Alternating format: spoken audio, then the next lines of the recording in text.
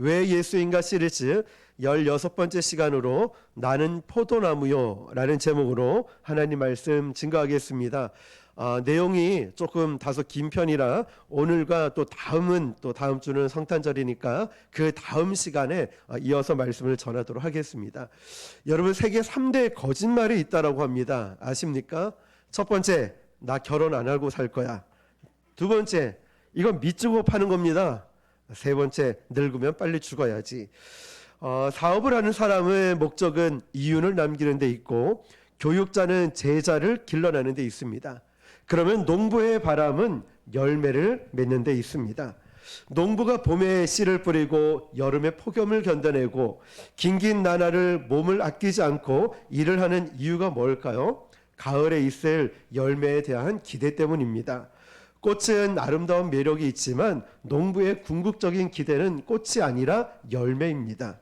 자, 오늘 말씀을 보면 사실 엄밀히 말하면 오늘 나는 포도나무요 라는 것은 예수님의 이름이라기보다는 예수님 자신을 가리켜서 나는 포도나무다 라고 말씀하셨어요. 자, 이 비유를 통하여서 그러면 예수님이 포도나무면 자연스럽게 우리는 가지가 되겠죠. 그래서 예수님과 예수님과 우리 사이를 관계를 언급하신 내용입니다. 하지만 이 비유는요, 예수님의 비유 가운데 가장 유명한 비유이고 예수님이 십자가에 못 박히시기 전날 겟세마네 동산에서 제자들에게 주신 말씀입니다. 그렇기 때문에 이것은요, 예수님이 앞으로 하늘나라 간 뒤에 이 땅에서 살아갈 제자들이 반드시 기억해야 될 중요한 메시지를 담고 있습니다. 1절 말씀을 보니까요, 나는 참 포도나무요 내 아버지는 농부라. 자, 여러분, 이 나는 참 포도나무요 라는 이 말씀을 보십시오. 여러 포도나무가 있다는 뜻이겠죠? 거기에 진짜 포도나무는 예수님이라고 말씀하시는 거예요. 나는 참 포도나무다. 여러 포도나무가 있지만 내가 진짜 포도나무다 말씀하시는 거예요. 구약 성경에는요, 포도나무는 이스라엘을 대표하는 식물입니다. 구약의 이스라엘 백성들은 하나님의 기대와 달리 좋은 열매를 맺지 못하는 나쁜 불량 포도나무가 있었습니다. 하지만 예수님께서는 그 이스라엘과 다른 열매를 맺는 새 이스라엘의 모범을 보여주셨습니다.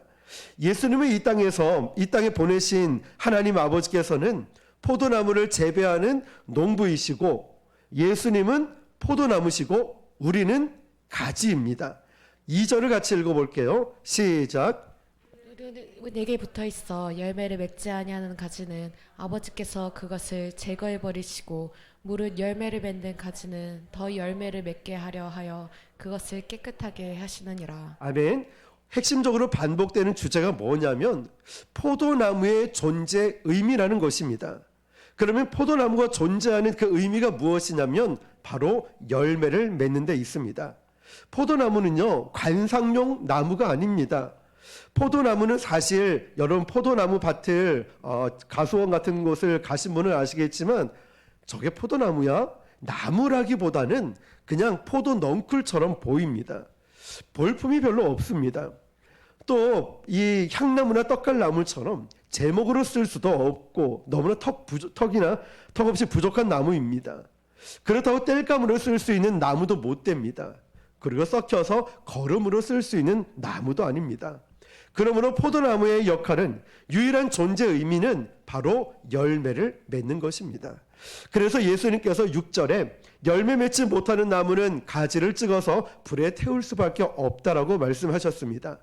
우리를 구원하신 하나님께서는 우리가 열매 맺는 삶에 대한 지대한 관심을 갖고 계십니다. 그렇다면 주님께서 말씀하신 열매란 무엇일까요? 성경학자들은 그 열매를 크게 두 가지를 말하고 있습니다. 첫 번째는 내적인 열매이고 두 번째는 외적인 열매입니다. 두 가지 정말 의미 있는 내용이 있습니다. 첫 번째 내적인 열매는 바로 우리 성품의 변화를 말하는 것입니다. 이것은 갈라디아에서 나오는 성령의 9가지 열매이죠. 같이 읽어볼게요. 시작. 오직 성령의 열매는 사랑과 희락과 화평과 오래 참음과 자비와 양성과 충성과 온유와 절제니 이 같은 것을 금지할 법이 없느니라. 아멘. 여러분 이 성령의 열매들을 쭉 보시니까 어떤 느낌이 드십니까? 전부 인격적인 거라는 거예요. 예수님을 닮아가는 인품으로 변해가는 게 바로 내적인 열매라는 거예요. 사람들은요, 겉으로 드러난 직업, 외모, 학벌, 재력을 봅니다. 그러나 하나님이 보시는 것은 중심이죠. 속사람을 보시는 거예요.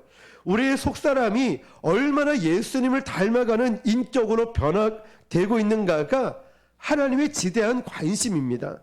우리는 교회에서 성경 공부를 열심히 하고 때론 교리 공부도 하고 또 방언의 은사를 받기도 하고 하나님의 일을 굉장히 열심히 합니다. 사역도 굉장히 많이 합니다. 이러면 하나님이 기뻐하실 거라고 생각합니다. 그렇지만 예수님 닮은 인품의 열매가 맺혀지지 않는다면 아무리 많은 사역을 하고 아무리 많은 일을 해도 의미가 없는 것입니다. 예를 들어 보십시오. 열심히 공부하고 교회 와서 막 방언 기도도 하는데 시험 칠 때 컨닝을 한다? 어떻게 생각하십니까? 이것은 성령의 열매가 없는 거예요. 예전에도 한번 말씀드렸지만 새벽 기도 와서 열심히 우리 교회 아닙니다. 새벽 기도 와서 열심히 기도하다가 어느 밭을 지나가다가 남의 호박을 따서 이제 집에 가는 거예요. 자, 열심히 기도하고 방언 기도하고 가서 호박이 참 탐스럽네. 따서 집에 가서 된장찌개 끓여 먹은 거예요. 의미가 없다는 것이죠. 그래서 우리는 항상 모든 영적인 이 훈련이 인격의 변화로 열매를 맺고 있는가, 하나님은 여기에 관심이 있어요. 그러니까 우리 모두가 우리가 귀한 사역들을 많이 감당하고 있을 때 그보다 더 중요한 것은 내 인품이, 내 인격이 예수님을 닮아가고 있는가, 하나님의 관심은 여기에 있다는 것을 잊지 마시기를 축복합니다. 그러면 두 번째로 내적인 열매 외에 외적인 열매도 있습니다. 외적인 열매는요, 우리를 통해서, 다시 말하면 나를 통해서 변화된 하나님의 백성이, 다시 말하면 선한 영향력을 말하고 있는 거예요. 내가 기도하는 모습, 내가 전도하고 내가 섬기고 사랑을 베푸는 이 모습을 통하여서 내가 복음을 전해서 그들이 예수님을 믿게 되거나 나의 섬김과 사랑과 기도를 통하여서 차갑게 식어졌던 믿음이 다시 나를 통해서 회복이 되거나 우리의 기도를 통해서 믿음이 다시 살아난 이런 분들이 바로 우리가 외적으로 맺은 열매라는 것입니다. 그래서 다니엘서 12장 3절에도 많은 사람들을 옳은 대로 돌아오게 한 자는 하늘의 별과 같이 빛날 것이라고 있습니다. 하늘의 별과 같이 하늘의 스타로 만들어 주신다는 거죠. 그만큼 우리가 사람들을 예수님의 이름으로 변화시키는 게 축복받은 열매라는 것입니다. 저는 저와 여러분들이 그렇게 쓰임받기를 축복합니다. 이해가 되지 않아요. 때로는 어떤 사람이 답답할 수도 있어요. 뭔가 일 처리를 잘 못할 수도 있습니다. 그렇지만 하나님께서 나를 기다려줬듯이 우리도 기다려주고 따뜻한 말 한마디, 따뜻한 눈빛, 따뜻하게 품어주고 악수를 하면서 이런 서로 사랑이 넘치는, 나로 통해 또 다른 영혼이 변화되는 역사, 외적인 열매를 맺기를 주님의 이름으로 축복합니다. 외적인 열매는 또한 우리가 예수님의 이름으로 하는 많은 여러 가지 사역을 의미하고 있습니다. 우리가 은혜 받고 나면 주일학교 교사로 섬길게요. 제가 찬양팀 하겠습니다. 셀장으로 섬기겠습니다. 기쁜 마음으로 우리의 삶보다 과하게 어떤 때는 헌금을 하기도 하고, 이런 모든 것들 우리에게 주신 재능, 재물, 시간을 써서 하는 사역들이 바로 외적인 열매들입니다. 자, 그 사역은 단순히 교회 안에만 머물러 있는 것이 아니라 교회 문 밖을 다 나가서 뻗어나갈 수 있어야 됩니다. 그게 외적인 열매들이죠. 우리가 세상 직장에서도 예수님의 마음으로 직장의 일도 최선을 다해서 세상을 더 아름답게 만들었다면 이것 또한 하나님이 기뻐하시는 외적인 열매들입니다. 여러분, 우리 교회 주변에 좋은 소문이 나고 우리 교회가 갔을 때 또 전도하러 갔을 때마다 반겨주시는 분들 보면은 발걸음이 굉장히 가볍습니다. 며칠 전에 식당에 갔을 때도 다른 교회 집사님이시지만도 우리 교회를 칭찬하고 우리 교회 좋은 얘기를 해줬을 때 얼마나 감사하고 있고 힘이 나는지 모릅니다. 우리는 지난주에 또 알지도 못하는 분이 잡곡을 또 갖다 주셔서 우리가 또 주변의 많은 이웃들에게 또 착한 일로 섬기고 복음을 전할 수 있었죠. 자, 여러분, 외적인 열매는 바로 이런 거예요.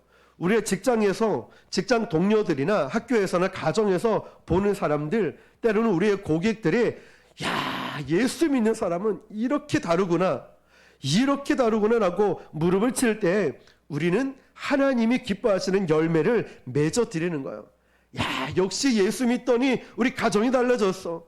예수 믿더니 엄마 아빠가 달라졌어. 부모님이 달라지고 자녀가 달라지고, 예수 믿는 사람은 이렇게 다르구나 무릎을 칠 때 하나님이 기뻐하시는 열매를 우리가 맺어 드리는 것이죠. 우리가 주님 안에 있으면 그런 내적인 또한 외적인 열매를 맺게 되고 하나님은 그것을 기뻐하십니다. 그런데 그렇게 하지 못할 때 농부이신 하나님께서 나서서 우리를 다루십니다. 어떻게 다루시는지 오늘 본문 2절을 같이 읽어볼게요. 시작. 무릇 내게 붙어 있어 열매를 맺지 아니하는 가지는 아버지께서 그것을 제거해 버리시고 무릇 열매를 맺는 가지는 더 열매를 맺게 하려 하여 그것을 깨끗하게 하시느니라. 아멘. 자, 여러분 2절 이 말씀만 보면은 얼핏 보면 열매를 맺지 못하는 가지는 아버지께서 제거해 버리시고, 이 부분만 본다면 구원을 빼앗아 가거나 하늘나라에서 쫓아버리신다, 이 말씀처럼 들려요. 그럼 우리가 말씀을 공부하는 이유가 늘 말씀드리죠. 잘 아시겠죠. 성경을 공부해야 되는 이유가 여기 있다는 거죠. 그런데 이 말씀은요, 제거해 버리시고 잘라 버리시고 이런 것은 구원과 상관없는 얘기입니다. 왜냐하면 구조를 한번 잘 보십시오. 물은 내게 있어 열매를 맺지 아니하는 가지는 아버지께서 그것을 뭐 해버리신다고요? 제거해 버린다라고 되어 있어요. 그런데 물은 내게 붙어 있어, 이 단어를 놓치면 안 돼요. 무릇 내게 붙어 있어 열매를 맺지 아니하는 가지는, 자, 처음 이미 내 안에 있는 가지를 말하는 거예요. 그 말은요, 이미 예수님 안에 있는, 이미 구원받은 성도를 뜻하는 것입니다. 한 번 구원받은 성도는 구원을 잃어버릴 수 없어요. 그러므로 이 구절은요, 구원을 잃고 말고의 문제가 아니라 구원받은 성도라 할지라도 한동안 열매를 맺지 못할 수가 있는데 하나님께서 그를 그대로 내버려 두지 않고 열매를 맺도록 도와주신다라는 거예요. 자, 그러면 우리가 조금 더 깊이 들어가 보면 여기서 제거해 버리시고라는 저 노란 글씨 보였던 이 단어 문장을 보면 헬라어로 아이로라고 되어 있어요. 아이로. 가져가 버린다 또는 집어 올린다라는 의미가 아이로입니다. 헬라어로. 성경에, 영어 성경에는 제거해 버린다를 NIV 보면 cut off, 잘라버린다라고 되어 있죠. 다른 표현인 거예요. 표현입니다. 자, 여기서 아이로라고 쓰인 헬라어는 집어 올린다, 이 부분을 설명을 해드리겠습니다. 포도나무 가지를 집어 올리기 위해서 농부가 어떻게 해야 되냐면 포도나무를 이 밑에서 집어 상체로 굽히는 농부의 모습을 연상하면 됩니다. 팔레스타인에는 이 포도나무의 특징은 밑줄기에서 나온 수많은 가지들이 있었습니다. 그 땅바닥을 기어 올라가면서 이제 자라나기 시작해요. 그런데 이 포도나무가 빨리 자라요. 1년 만에 한 2m, 4m 자라나요. 포도나무의 가지가 지나치게 넝쿨처럼 약하기 때문에 그 무거운 포도나무 열매를 맺힐 수가 없는 거예요. 그러면 어떻게 합니까? 막대기를 세워가지고 이 포도나무 가지를 묶어서 올라가게 만들어야 돼요. 자, 전통적인 재배 방법은요, 일단 포도나무를 땅바닥에 그냥 내버려 둡니다. 자라날 때 어느 일정 시간까지 자라나게까지 내버려 둡니다. 왜냐하면 팔레스타인의 태양빛은 뜨겁기 때문에 일단 밤에 흡수한 습기를 통해서 이 조금 더 물기를 더 유지하고 자라나기 위함이죠. 그렇다고 해서 이 포도나무 가지가 그냥 땅바닥에 밑에만 놔두면 나중에는 어떻게 되냐면 나중에 먼지가 뒤엎기 시작하고 또 비가 오면 진흙이 묻고 썩어지고 곰팡이가 슬기 시작합니다. 열매가 맺히지 못해요. 그러면 이때 어떻게 하냐면 농부는 물이 가득 담긴 양동이를 가지고 와서 이 양동이를 가지고 다니면서 가지들을 집어 올린 다음에 이 열매들을 다 씻어줘요. 그 씻어준 다음에 옆에 울타리를 만든 곳에 포도나무 줄기를 묶어가지고 이 아치형으로 그리거나 일자로 직사각형을 만들거나 그걸 만들어 줍니다. 그렇게 묶어줘요. 그러면 이 포도나무가 아주 무성하게 잘 자라고 튼실한 열매를 맺는다는 거예요. 자, 여기서 바로 헬라어 아이로라고 하는 단어, 들어 올린다가 쓰여진 겁니다. 거기서 나온 단어라는 거죠.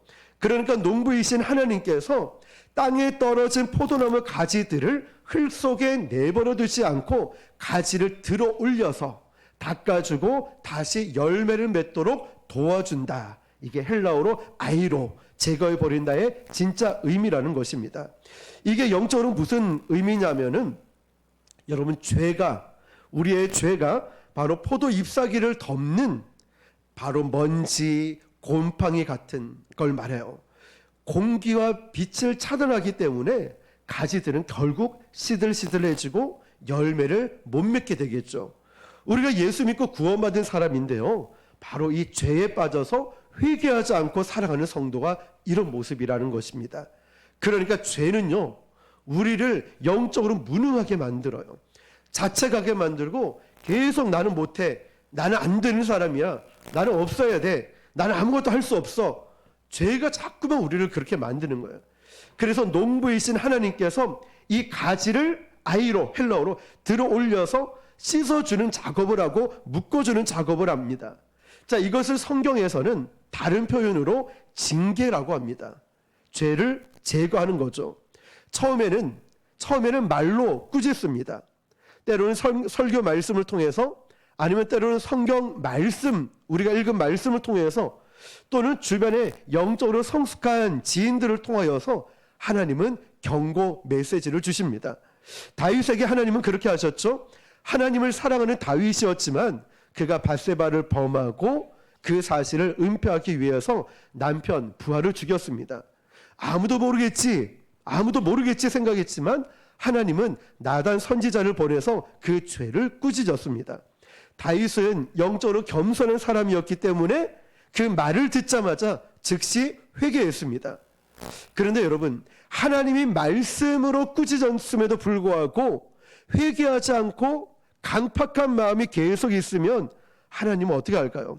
그 징계의 강도를 한 단계 더 높입니다. 그때는 채찍질을 하시겠죠. 그때 진짜 인생은 뭔가 일이 생기는 거예요.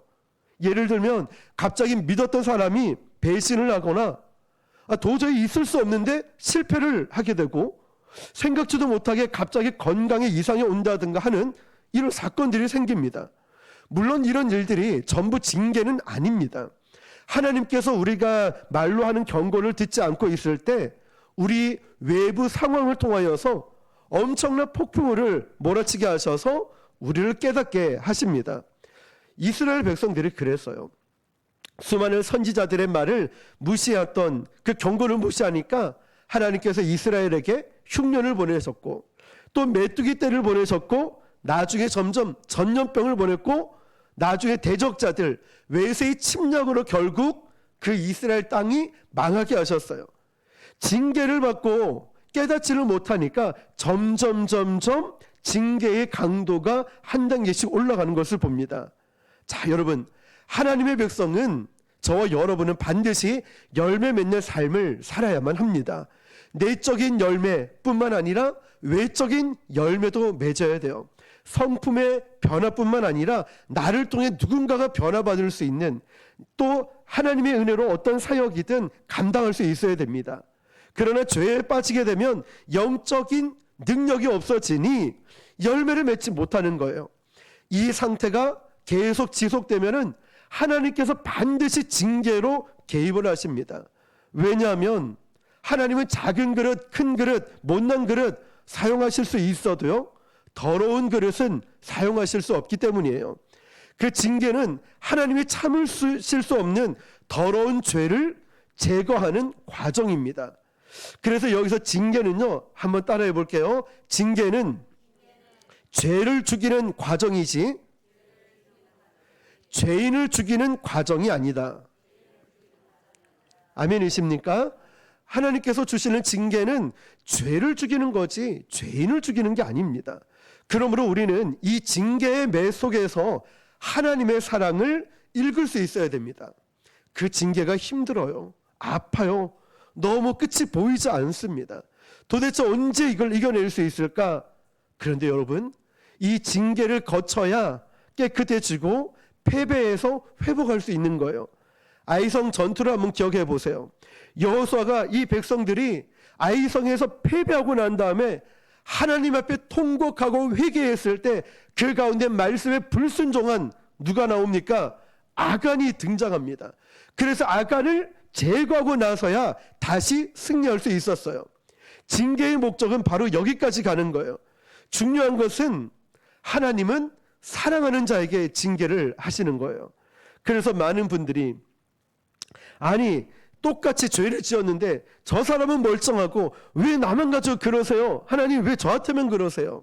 그 사람은 하나님의 자녀가 아닐 거예요. 하나님께서는요 하나님의 자녀이기 때문에 징계하는 거예요. 그래서 똑같이 사기를 쳐도 예수 믿는 사람은 반드시 잡혀요. 똑같이 나쁜 짓을 해도 예수 믿는 사람은 반드시 걸려요. 나는 뭐만 하면 꼭 걸리더라. 나는 꼭 뭐만 하면 이렇게 잡히더라. 나는 꼭 거짓말하면 다 들통이 나더라. 예수 믿는 사람은 다르고 그거는 왜 그럴까요? 하나님이 저와 여러분을 사랑하시기 때문에 그래요. 그러니까 세상 사람들과 비교하지 마시길 바랍니다. 신명기 8장 5절입니다. 시작.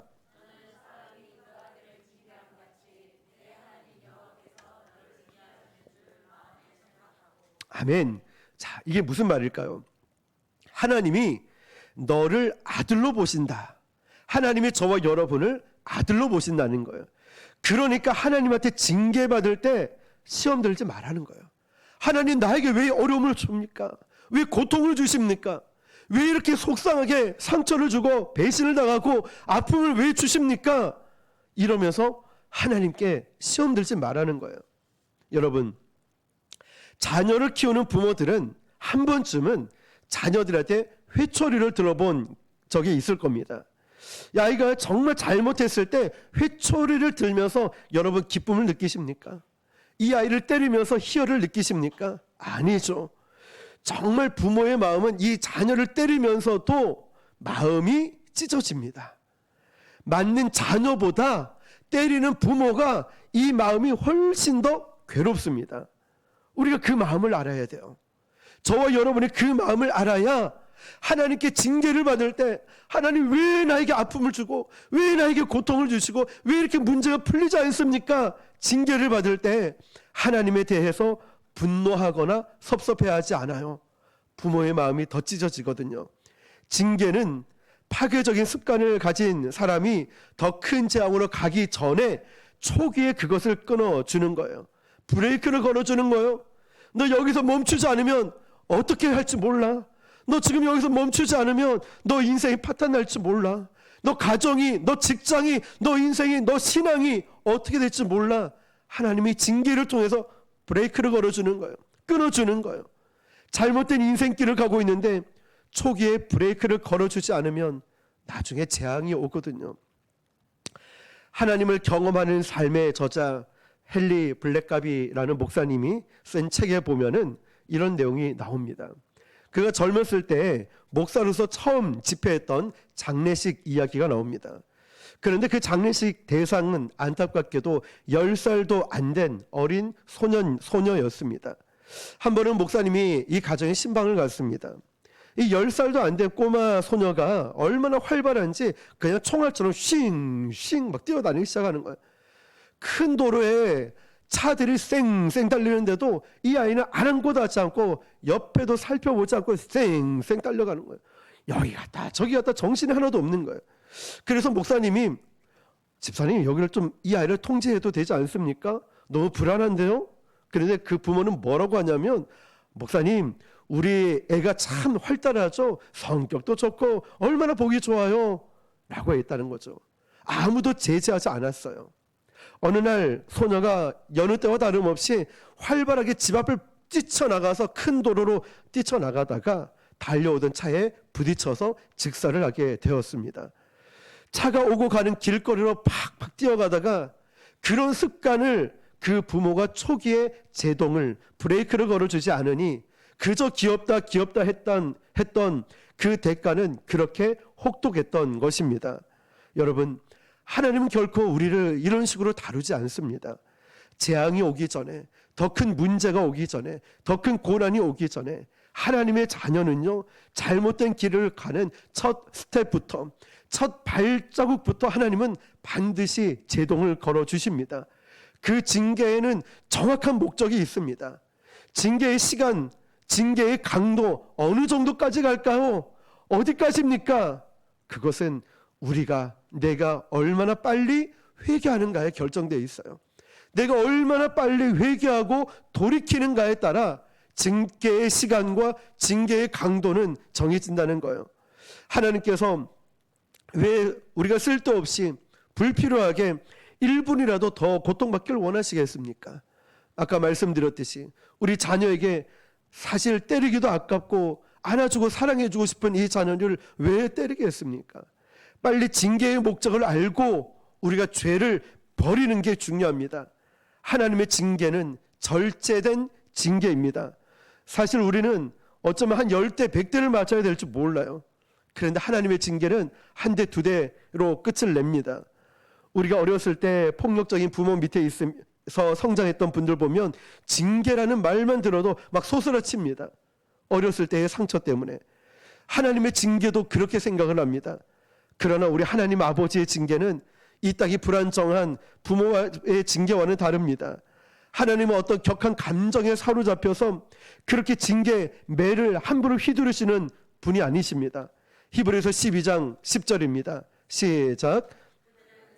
자기의 뜻대로 우리를 징계하였거니와 오직 하나님은 우리의 유익을 위하여 그의 거룩하심에 참여하게 하시느니라. 아멘.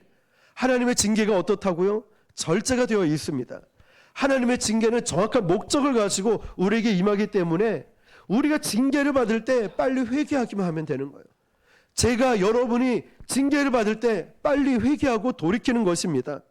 자, 여러분, 열매를 맺지 못하는 가지는 징계로 죄를 제거하게 되는데 열매를 조금밖에 맺지 못하는 가지가 있죠. 우리 15장 2절 말씀 뒷부분을 읽어볼게요. 자, 요한복음 15장 2절입니다. 시작. 무릇 열매를 맺는 가지는 더 열매를 맺게 하려 하여 그것을 깨끗하게 하시느니라. 아멘. 자, 영어 성경에 보니까요, 깨끗하게 하시느니라는 가지치기로 해석이 되어 있어요. 가지치기. 신천지의 가지치기 이런 거 아닙니다. 포도나무가 열매를 맺고 있긴 있습니다. 그렇지만 하나님이 원하시는 만큼 이 열매를 맺지 못하고 있어요. 그러면 하나님이 그 정도 됐다라고 하시는 게 아니에요. 더 풍성한 과실을 맺게 하시려고 하는 거예요. 이건 하나님의 욕심이 아니라 비전입니다. 저와 여러분에게도 너 이만하면 됐다 이게 아니라 더 풍성히 맺기를 원하셔요. 열매를 풍성히 맺기를 원하신다는 거예요. 왜냐하면 하나님이 우리에게 주신 이 말씀 있죠. 10달란트 준 자에게는 10달란트를 요구하시듯이 이때 열매를 맺지 못하는 자는 하나님이 가지치기라는 방법을 쓰십니다. 원예 전문가들 얘기를 들어보면 이 포도나무는요, 항상 무성하게 자라나려는 성향이 있기 때문에 계속해서 가지치기를 해줘야 된다고 합니다. 그렇지 않으면 어떻게 되냐면 이 포도 넝쿨이, 포도 가지들이 빽빽해져가지고 포도나무 열매가 맺혀야 되는 그 부분이 햇빛이 닿지 않는데요. 영양분이 들어가지 않는 거예요. 좀 이렇게 가지치기를 해줘야 영양분이 분산되고 바람도 들어오고 과실이 짜잘하게 맺혀지는 것이 아니라 튼실하게 맺혀지거든요. 그래서 가지치기가 필요한 거죠.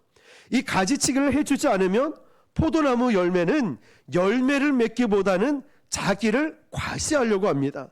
막 무성하게 가지들만 커져 나간 거예요. 넝쿨처럼. 그래서 멀리서 보면 야, 포도나무가 어마어마하다, 아름다워 보일지 몰라도 가까이 와서 보니까 보기와는 다르게 포도나무에 과실이 없어요. 포도 열매가 없는 거예요. 그야말로 유명무실이죠. 빛 좋은 개설구 같이 된 거죠. 그래서 농부는 가지만 무성하게 자라고 있는, 쉽게 말하면 폼만 딱 잡고 멋지게 보이는 이 포도나무 가지를 과감하게 가지치기를 합니다. 그래서 햇빛도 좀 들어오게 하고 바람도 들어오고 비도 맞고 영양분이 골고루 분산되도록 만들어준다는 거죠. 하나님의 가지치기를 다르게 표현하면 이렇습니다. 나의 삶을 심플하게 정리를 해주는 거예요. 많은 크리스천들이요, 그것이 죄는 아닌데 너무나 많은 괜찮은 것들, 부수적인 것들이 너무나 많이 하고 있다는 거예요. 그러니까 영적인 집중력을 잃어버렸어요. 집중력이 흐트러져 버려요. 시간, 재능 너무 사방으로 분산이 되어 있는 거죠. 그래서 정작 하나님의 일을 위해서 최고의 시간과 최고의 물질과 최고의 능력을 들여야 되는데 100% 힘을 발휘하지 못합니다. 자, 여러분, 예를 들면 이거죠. 이번에 우리는 월드컵 16강에 갔었죠. 그런데 거기 주장이 손흥민 선수였죠. 손흥민 선수가 월드컵을 앞두고 뭘 하냐면 사진 모델을 하고 있는 거야. 이렇게 하면서 막 사진 모델을 하고 또 어디에 가서 뭐 홍보 대사를 하고 있어요. 그러면서 정작 나라를 위해서 뛰어야 될 축구 선수가 월드컵 때는 촬영하느라 잠을 못 자고 홍보대사 활동하느라고 이 월드컵 나가서 비실비실하고 잠도 못 자 피곤함에 쩌들려 있다면은 바로 역량을 발휘하지 못하는 이 모습과도 같다는 거예요. 나쁜 일은 아닙니다. 뭐 홍보대사 좋은 일이죠. 그리고 자신을 위해서 광고 뭐 할 수도 있겠죠. 나쁜 일은 아닙니다. 그런데 손흥민 선수는 그거 하고 있으면 안 돼요. 촬영하고 있으면 안 되고 빨리 훈련을 하고 좋은 컨디션을 끌어올려서 100%의 집중력으로 월드컵을 뛰어야 될 선수라는 거예요. 하나님께서 마찬가지예요. 저와 여러분에게 각자의 주신 사명들이 있는데 우리는 너무나 이것저것 많은 일들을 하다가 핵심 사명에 집중하지 못할 때가 있어요. 100% 힘을 쏟아 부어야 되는데 70, 50, 30% 힘을 못 쏟아 부을 때 하나님은 저와 여러분의 인생에 가지치기를 하시는 거예요. 자, 여기서 중요한 것은 이겁니다. 징계와 가지치기는 달라요. 징계는 죄 때문에 열매를 맺지 못하는 성도들에게 그들에게 필요한 건 회개입니다. 자, 그러나 가지치기는 이미 열매를 맺고는 있는데 풍성하게 열매를 맺지 못해요. 이것저것 다 잘 하려다 보니까 집중력을 잃어버렸어요. 자, 그래서 징계는 죄를 부수는 거라면, 회개하는 것이라면, 가지치기는 뭘 하는 거냐면 내 자아를 부수는 거예요. 내 자아를. 내가 모든 것을 다 잘하고 다 드러내고 있고 내 자신을 막 드러내고 싶어하는 이 모든 자아들을 다 정리하는 것입니다. 그래서 징계를 당할 때는 회개해야 되지만 가지치기를 당할 때는 뭘 해야 되냐면 내려놓기를 해야 되는 거예요. 내려놓음. 내가 꽉 잡고 있던 것, 이것저것 다 하려고 했던 것, 그리고 우선순위가 잘못되었던 부분들, 자, 그런 것들을 내려놓고 하나님께 맡기는 것입니다. 하나님, 이걸 도와주십시오. 기도해야 될 시간에, 찬양해야 될 시간에, 예배해야 될 시간에, 말씀 봐야 할 시간에 자꾸만 다른 일들이 생겨요. 거기에 집중하지 못하도록 자꾸만 다른 일들이 생기는 거예요. 자, 그래서 이 가지치기 당할 때는요, 징계를 당할 때만큼 힘이 듭니다. 왜냐하면 이건 분명 죄는 아닌데 내가 정들었던 것, 내가 익숙했던 것, 내가 해왔던 괜찮은 것들, 너무나 많은 부분들을 예배를 위해서, 주님을 위해서, 집중력을 위해서, 영적인 집중력을 위해서 내려놔야 되거든요. 그런데 이 징계와 가지치기 분간을 잘 해야 됩니다. 왜냐하면 이걸 분간하지 못하면 하나님이 꽤 집중하도록 만들어 놓은 이 환경들 때문에 화가 나서 낙심을 하게 돼서 죄를 짓게 될 때가 있거든요. 그러니까 가지치기 당하다가 내가 징계를 받는 상황이 올 수도 있어요. 그래서 이 가지치기와 징계를 잘 분별을 해야 됩니다. 그래서 기도하면서 주님, 제 삶에 혹시 주님이 기뻐하지 않는 중요하고 은밀한 죄가 있습니까? 이걸 가르쳐 주십시오. 죄가 있으면 성령님 알려주십시오 라고 기도하는 것입니다. 그런데 그때는 회개하면 됩니다. 이건 죄가 아니고 내가 어지러운 삶을 정리하고 있구나. 이걸 하나님께 집중하라고 하구나. 사명에 집중하고 예배에 집중하라고 하는구나. 부수적인 거는 좀 내려놓고 우선순위를 좀 바꿔놓고 하나님께 집중하라고 하는구나. 그러면 이제는 하나님께 기도하는 게, 말씀드리는 게 달라져야 되죠. 주님, 제가 지금 무엇을 내려놓길 원하십니까? 주님, 제가 무엇을 내려놓길 원하십니까? 자, 징계를 받을 때는 회개하면 되지만 가지치기를 당할 때는 주님, 제가 무엇을 내려놓아야 할까요? 여러분, 가지치기는 우리 믿음의 여정에 계속되는 것 같아요. 영적으로 더 성숙할수록, 교회 직분이 높아질수록 가지치기의 강도가 더 세지는 것 같아요. 제가 경험해 보니까 여러분, 일반 성도 때와 집사가 되었을 때, 또 집사가 되었을 때보다 가지치기가 한 10배는 더 센 가지치기를 권사, 장로가 되면 또 이런 가지치기를 더 당하게 돼요. 제가 부교육자로 당하던 그 가지치기가 지금 담임 목사가 돼 보니까 10배가 아니라 한 100배 이상 당하는 것 같아요. 우리가 어릴 때는 팔방미인, 모든 멀티가 돼서 다 잘하려고 합니다. 다 잘하면 좋을 것 같아요. 그런데 점점 집중력을 잃지 않습니까? 그때 하나님은 이것도 내려놔, 저것도 내려놔. 지금은 기도할 시간이야. 지금은 예배 드릴 시간이야. 지금 말씀 봐야지. 이렇게 하나님이 심플하게 만들어 주셔요. 내가 믿었던 사람들, 내가 믿었던 시간들, 내가 믿었던 물질, 이런 것들을 과감하게 심플하게 정리를 해주면서 주님께 집중할 수 있도록 인도해 주신다는 거예요. 그게 참 마음 아픕니다. 정들었고 익숙하고 좋았던 것을 내려놓는 게 말이죠. 포도나무가 그렇습니다. 포도나무가요, 나이가 들면 들수록 농부가 가지치기를 더 세게 한다고 합니다. 매년 이 포도나무 열매에 맺을 수 있는 능력은 커지는데 자꾸만 가지만 무성하게 자라니까 시간이 지날수록 가지치기를 더 강하게 합니다.